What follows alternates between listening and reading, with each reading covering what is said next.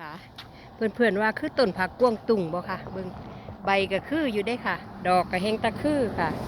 เบิ่งคือดอกผักกวางตุ้งเนาะค่ะเนาะคือผักกวางตุ้งบ้านเฮาเลยเบิ่งเดี๋ยวขอดมกินก่อนเด้อค่ะเด้ออืกินกับแมนเลยค่ะกินน่ะเหมือนผักกาดเขียวที่เขาเอาไปคั่นสมนะคะบ่แม่นกินได้อยู่ติเพื่อนๆค่ะเนาะอยากลองแต่บ่กล้า